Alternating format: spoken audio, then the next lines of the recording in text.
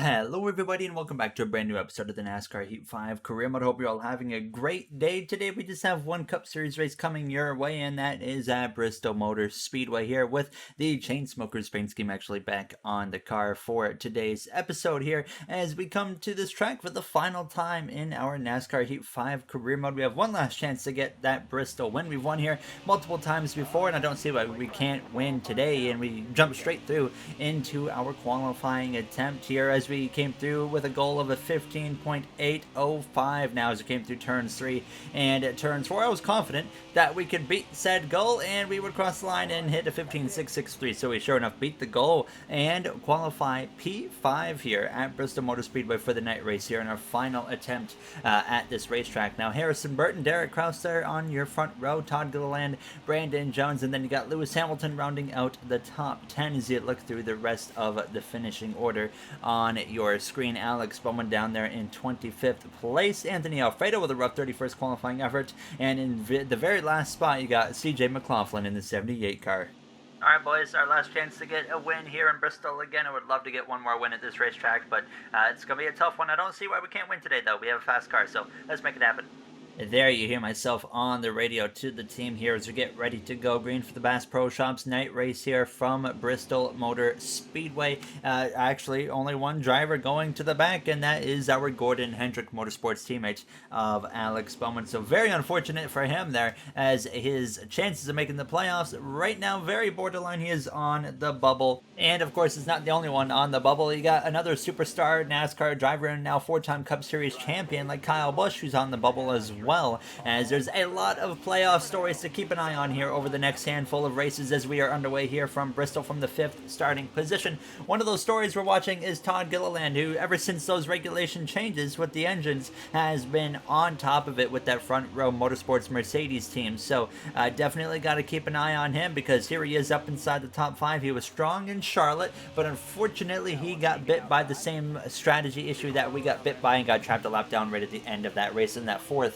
and final stage. So it's going to be interesting to see if maybe Todd can find a way to point his way into the playoffs or potentially even win his way into the playoffs there with that front row car now. So definitely something to keep an eye on, as right now he runs up there in second place as we get passed by the 12 of Chase Briscoe, another driver right now that's in that playoff bubble situation now for Penske Racing, as Penske as a whole has been a little bit off again this season. Now they haven't really been a team they've been paying a whole lot of attention to now. As you see on lap 4, I got an opportunity right there to go up to the inside finally. Now, as you guys know, I love to run the top here, but when there's other drivers in that top lane, you can't do anything. So I had to drop down to the inside, and we got past the 45 of Derek Kraus. Then we were trying to work on the 38 of Todd Gilliland, but then on lap 7, here comes the 83 of Christian Eckes out of nowhere now coming up into the mix in that Red Bull car. We took it 3 wide here with Todd Gilliland and Eckes out of turns 4, and now Eckes, he's going to get back past me. Down into P7 we go, or I guess we stay in P7 because we gained one spot but also lost one spot there. But the car was feeling pretty good at this point. We definitely had a car that was better than 7th place, but Christian Eckes, he was moving his way throughout the field very well. As you saw some contact between myself and the 19 of Harrison Burton. He got sideways, makes a good save right there, though now as we were already halfway through this first and opening stage. Brandon Jones in the AlphaTauri leading the way, trying to get to victory lane for the first time since last season now as we are side by side with Briscoe. But as soon as I moved up to the top, well, we got the 20 car of Rajat Caruth, who's not on the lead lap, by the way. He's a lap down, having a very rough race. Kind of roughed up both JGR cars right there within a couple of laps. There is out of turns 2 on lap 18. I nearly have a big moment there and almost go head on into the inside wall after just losing the car out of turn 2. So we end up losing a spot to Harrison Burton that we would have to try and regain as we were approaching the final 10 laps of this race. And fortunately for myself, this car was driving really good towards the end of stage 1, other than that moment where I nearly lost the car, and that would allow me to get in front of the 19 again of Harrison Burton. And now we run down the 12 of Chase Briscoe, as now actually a crash behind us. So there goes the 4 Stewart Haas Racing driver of Haley Deegan around through turns 1 and 2. The caution is going to come out for the first time here on the night in Bristol, and you can see now Ryan Blaney, by the way, a lap down there in 37th place. Not the night he has been looking for here in Bristol. 2 wins on the season, though. He is locked into the playoffs now as you get ready to go back green here from the 6th position now on row number 3, as it's going to be just 6 laps to go here in stage 1. at a bit of a disadvantage here being on the outside for the restarts. Now, outside, if you're on the front row at Bristol, great on a restart, but when we're down in row number 3, it definitely isn't where we want to be. We would much rather prefer to be on the inside line, and unfortunately, we don't have that luxury here on the end of stage 1 now, so we're just looking for that opportunity again to slip down to the inside. Now, Chase Elliott, he is going to go through right there on the inside, and now that Roush LeBron driver of Christopher Bell is going to leave a hole right there, and that allows me to get down in behind the 9 of Chase Elliott and under the 7 of Eric Jones. We're surrounded by McLaren cars right now. You have Sam Mayer, you got Eric Jones and Chase Elliott all together here, running 5th, 6th, 7th now as we come through at turns 2. Christian Eckes in the Red Bull has gotten to the lead. They're in front of their alliance team of AlphaTauri. So it's Red Bull, AlphaTauri, P1, P2, McLaren about to be up into 3rd place there as Elliott makes the move. So that Napa Auto Parts Chevrolet Camaro is moving the forwards pretty quickly now as it came through to the final lap in stage 1, trying to get to the back of Chase Briscoe, but I decided to give him a bit of a break here because I know his point situation. I didn't want to actually fight him too much. I decided to just be nice to him, let him have the spot here through turns 3 and 4 for the final time. Jones up our inside, but he's not going to have enough for us out of turns 4. We come through to cross the line just in front of that 7 car and get P6 here in stage 1 as the Red Bull driver of Christian Eckes picks up the victory. 2 wins on the season so far for Eckes, and now getting some more playoff points with a stage 1, looking pretty good for that Red Bull team now as they finally seem to be back on top form here on the NASCAR Cup Series, similar to what they're doing right now in real life in Formula 1 now, really putting up the fight to Lewis Hamilton and Mercedes this year now. As you can see, a bit of a split strategy here at the end of stage 1. I decide we're going to stay out, and so is pretty much everybody, as you can see in front of us, deciding to stay out as well, and only a couple drivers in the top 10 elected to make a pit stop. So now we still remain on row number 3 on the outside here, just like the last restart. But now for the start of stage 2, which is now underway from Bristol, it is time to get amped.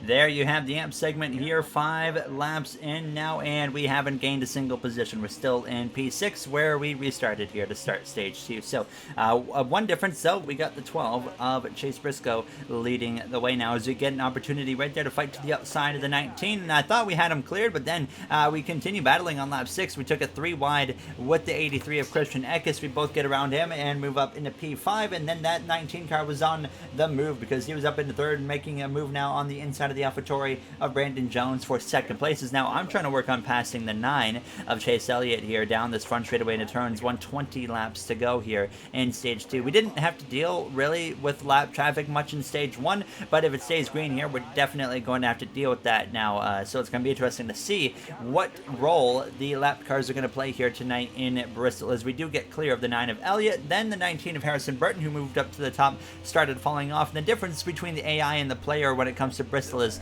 the player, like myself, can just roll the top so well, and the AI can't. But the AI can roll the bottom way better than I can. So when the AI run the bottom, they're faster than me. When they run the top, they're slower than me. Very straightforward here now when it comes to Bristol. And we would get past that 19 of Harrison Burton, look to the outside of the 96 of Brandon Jones in the AlphaTauri. And now we are going to take over the runner-up 2nd position here from Bristol and try to run down that 12 of Chase Briscoe before the stage comes to an end as we were closing in on the halfway point of stage 2 at that point. And now coming through into turn 3, approaching lap 15, the caution actually comes out, and this is going to force some drivers to the pit lane.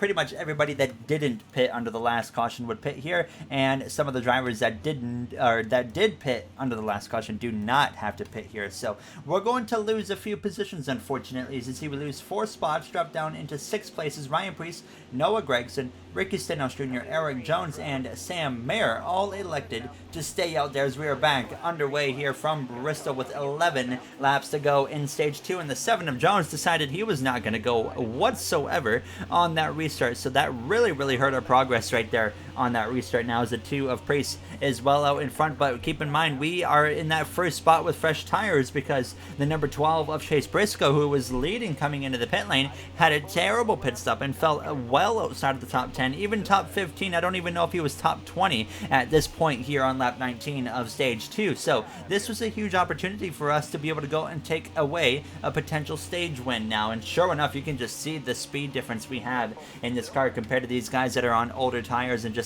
downright not as fast cars, because that turns 2, we look to the outside of that 2 of Ryan Preece in that Penske Ford Mustang, and sure enough, to the lead we go here from Bristol Motor Speedway, and it was pretty much on cruise control from this point on. Now as we came through to lap 23, you can see in the rear view mirror we had opened up quite the gap to second place, which now belonged to Eric Jones there in the McLaren. So just trying to bring it home and hope that no cautions were going to come out here before the stage came to a close, and sure enough, we would make it to the white flag here in stage 2, and half a straightaway or so ahead of that 7 car of Jones as we go down the backstretch for the final time towards turns 3. A dominant end to this stage for us, at least now, as we hope to continue that into stage 3 as we come through to cross the line to pick up a playoff point in a stage 2 victory here in our final Bristol race of our NASCAR Heat 5 career mode.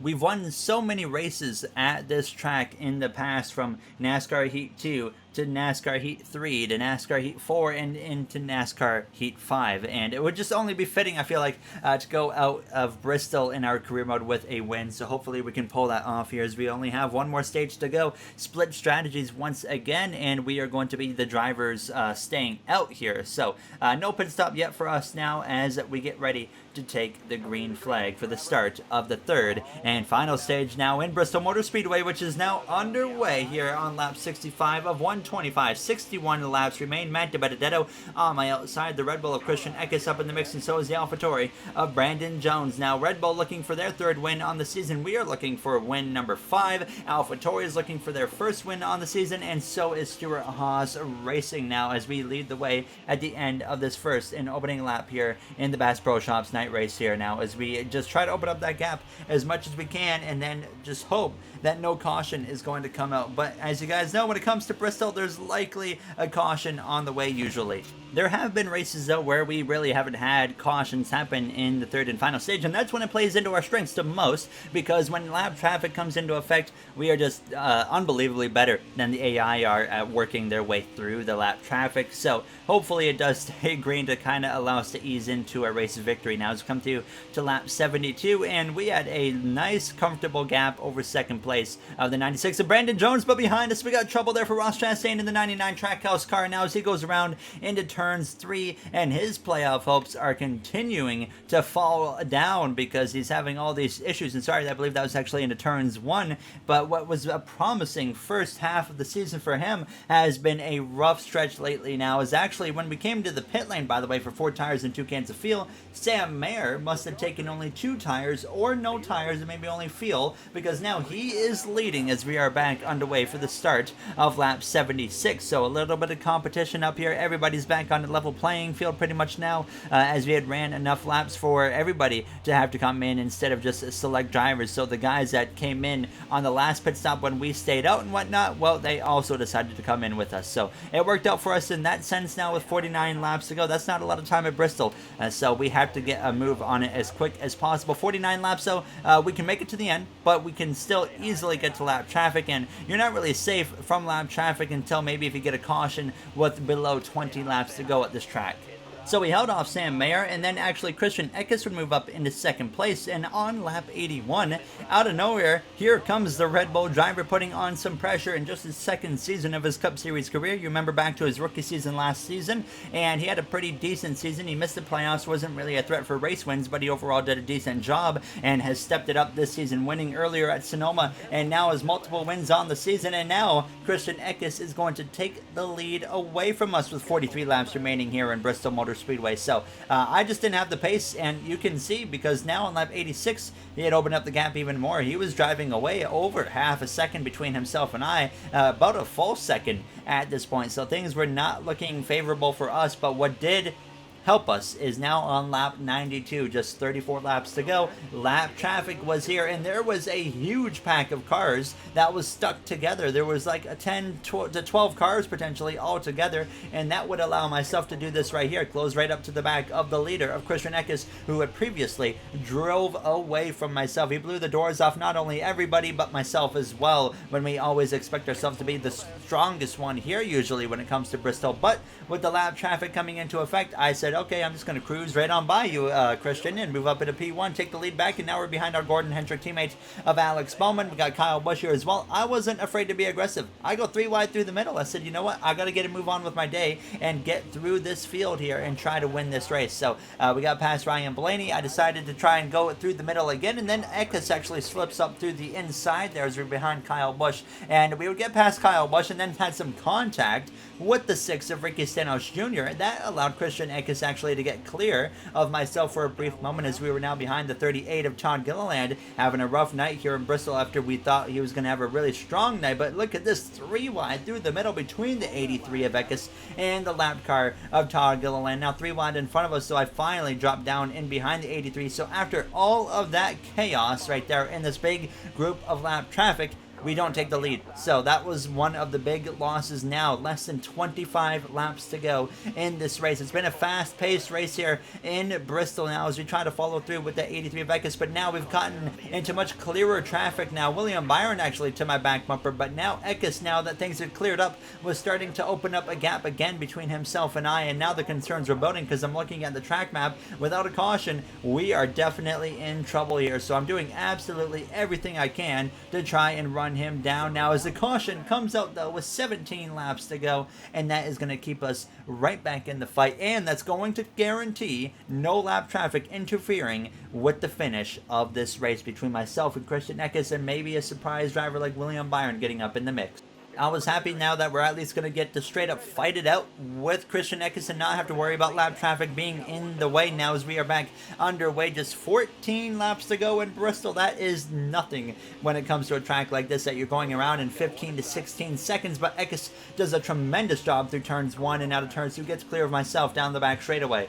We know that the 83 of Christian Eckes is faster than us, but I feel like usually when the tires haven't seemed to warm up fully to their potential on a restart, it seems like we have a lot more pace against a guy who's clearly faster than us, and we just continue to run this outside, and we get alongside the 83 of Christian Eckes as we come through out of turns 2, then out of turns 4, just over 10 laps to go, and we continue side by side, 7 laps to go, still going at it here with the 83 of Christian Eckes. Now, he would get clear for a moment, but then I would just be able to fight back and just keep my car alongside him, and that was the main goal. I'm just trying to keep him at least to my inside, or at least be on his back bumper by the time we start the final lap. We know he's faster, but we are still remaining with him now as we came through to lap 121, 5 laps to go. Now out of turn 2, though, we lose the back end of the car sideways, nearly head on into the inside wall, and that was it right there. Now as Eckes opens up a gap, and I had nothing after that. Now, I was very frustrated after that, and you're going to see I just drive it right into the wall here into turns 1. Don't help my case whatsoever.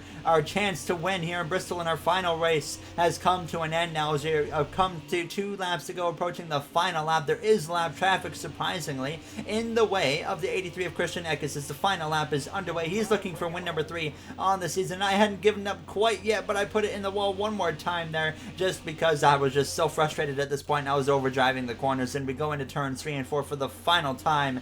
Christian Eckes wins again here in Bristol. We come through to cross the line in a bit of a disappointing runner-up second place finish. At the end of the day, the driver that was fastest won the race, so it was a deserving win for Eckes, but it felt like for sure one that got away for us. Obviously, now we had a good opportunity to go and beat that 83 car, and it just didn't happen because of my own mistakes, which was very frustrating.